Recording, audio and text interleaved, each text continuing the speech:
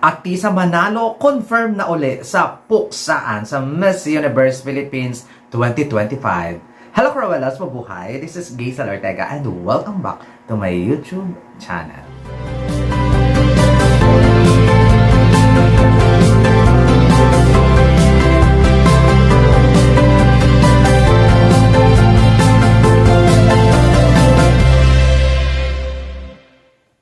Hello! Kumusta po kayong lahat? Good morning, good afternoon, good evening. Ano mga oras kayo nanonood sa akin ngayon? Maraming pong salamat. Sa mga bago ko dyan subscribers, returning viewers, thank you so much sa support. At sa mga hindi pa po dyan nakasubscribe, alam nyo na, subscribe my YouTube channel, Gaysal Ortega, Cruella in Pageantry, and click the notification bell below para updated kayo when it comes na maglabas ako ng aking mga video. Nakakaloko to. Matagal na namin alam, to be honest. Kunwari hindi namin alam. Atisa Manalo, eto na nga. Confirm na yung lola ninyo. Diyos ko, sumakit yung ulo ko noon. As in, masakit siya sa ulo pag iisipin mo kung sino ba ang gugustuhin. This is the real Puksaan edition. Sayang si Pauline hindi natuloy. Hindi ko alam kung bakit, anong nangyari, pero bakit siya umatras. Nag-post din ngayon si Pauline about sa hindi niya napagsali, pero in fighting form sana siya. Sayang talaga dahil iba pag nandun yung Pauline Amelings, tapos may Atisa, may Katrina, may Winwin, may Eliana, may Chelsea. Oh my God! Oh my God! Oh my God! Oh my God! Oh my God! Isipin mo pa lang, the return is alone, guys, ha? The return is alone with sa inclusion ni Atisa Manalo. Oh my God. May sentimental favorite ako this year. Pero nandyan si Atisa. Ba't ganun? Tapos nandyan din si... Oh my God. Tapos nandyan din si Chelsea. Nandyan din si Winwin. Nandyan si Kat. Nandyan si Eliana, sorry. Kayo na. Kayo na magdesisyon. Nakakaloka. Eto guys last year, Bardagulan, na-gets ko. Bardagulan ng mga sikat na mga beauty queens. Pero this year, sinasabi ko sa inyo, patayan to. Matibay dito. May uuwi talagang, masakit ang puso, tulala at sugatan dito sa eksena ng mga girls na ito. Oh my God. Grabe, pero Atisa Manalo, ang tapang kasi sa lahat ng naririnig niya, nababalitaan niya, sasali si Chelsea, sasali si Eliana, sasali si Kat, sasali yung mga at tapos nag-judge pa siya sa mga provincial pageant at nakita niya kung gaano kagagaling, pero andito siya lalaban ng bonggang-bongga na kaya niyang patumbahin ang mga mga nagsisalihan dito sa Miss Universe Philippines. For the first time na humanga ako sa'yo kasi hindi siya natakot. Kasi alam ko na sasali. Alam na naming masasali siya, pero na doon pa rin yung hindi namin pwedeng i-confirm kasi baka si Atisa mismo baka nagdadalawang isip, baka umatras sa competition kagaya ni Pauline, kagaya ni Maureen Montaigne, o kaya ni Katrina Di Marana, no? Mga umatras sa competition, char lang. Pero nandito si Atisa at ang tapang. Napabilib mo ako this time. Kasi last year, siya talaga ang unang nagsabi na, sasali ako. Pero this year, parang hindi pa siya yung pinakahuling mag-confirm. Abangan pa ninyo, may isa pa. Nakakaloka, sasakit yung ulo nyo, guys. Promise guys, sasakit talaga yung ulo ko. Ewan ko lang kung aatras kasi sumali yung Atisa Ewan ko lang kung aatras. Sikat din siya na beauty queen, nakakaloka. So magbibigay na lang ako ng clue. Sikat din siya na beauty queen at saka oriental beauty siya.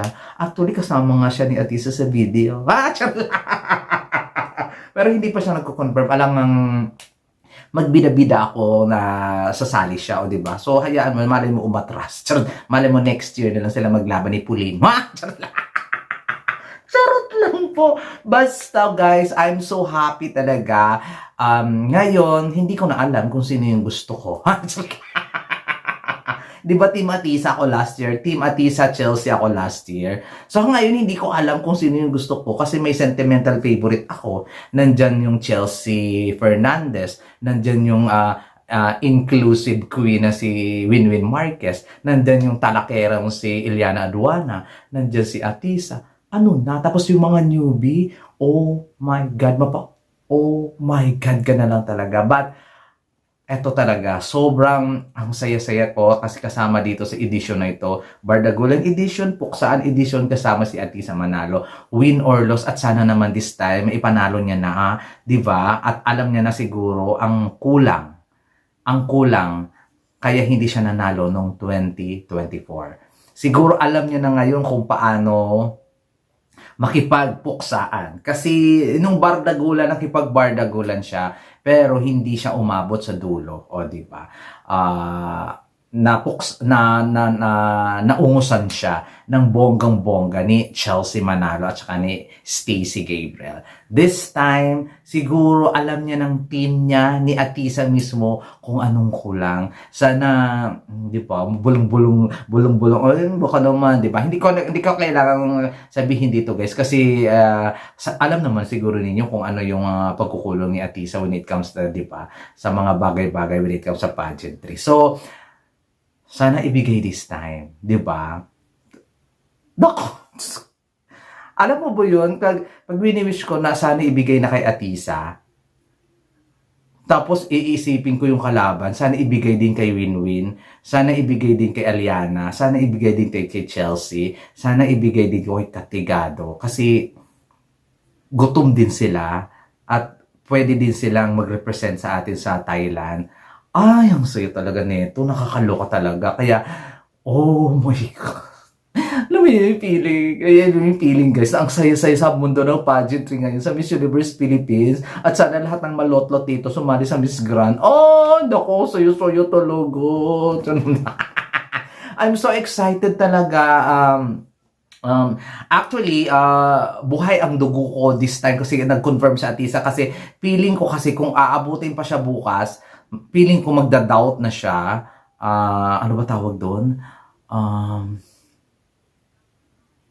Basta, feeling ko hindi na matutuloy. Pero, ang saya ko kasi ngayon, kasi ang dami nang nagtatanong, marami nang talagang nagko-confirm ng mga fans na Atisa. So, siguro talagang naglakas ng loob na siya. Sige, go na ako at pupunta na ako at hindi na ako kailangang mag-confirm. Pupunta na talaga ako sa signing of contract.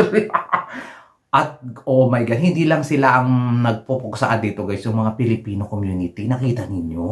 Nakakaloka yung mga mukha. Pretty. Nakakaloka talaga. Sana lang bugo yung mga pasarela, no? Pero, eto para kay Atisa.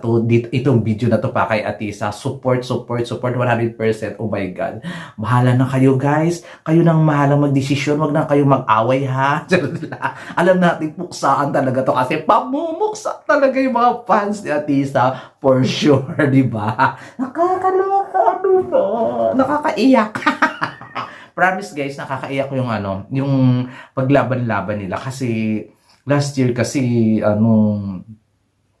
basta hindi ako fan last year ng Bardagulan edition kasi nga yung mga sikat ng beauty queen ay hindi underwhelming yung mga performance nila. 'Di ba? Underwhelming ang performance nila. Pero this time I know sa klase ni Winwin Marquez, sa klase ni Iliana Marie Aduana, sa klase ni Katigado, sa klase ni Chelsea Fernandez.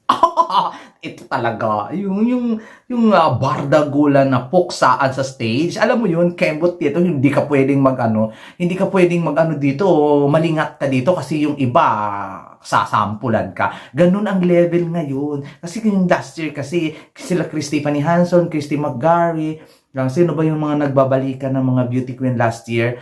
Hindi ganun sila when it comes sa pasarela at bonggahan ng mga performance, hindi sila ganun. Ngayong taon, Diyos ko, maluloka ka kung hindi mo tutumbasan yung galing ni Winwin sa tornado walk niya. Maluloka ka kung hindi mo talbugan yung eksena ni Iliana Marie Aduana at kung gaano kagaling si Katligado at Chelsea Fernandez. O diba? So, at least kaya mo yan, i-level up mo yung performance mo last year. Kailangan ibahin mo. Kailangan wala ng holdback. At hindi rin kami mag-holdback sa pag-support sa'yo. Excited bakla talaga. Ayun, there you go guys. Kayo ba? Masaya din kayo at sumali pa dito sa Atisa uli dito sa Miss Universe Philippines 2025 Puksaan Edition. Comment down below. Maraming pong salamat. This has been Gaisel Ortega. Paalam!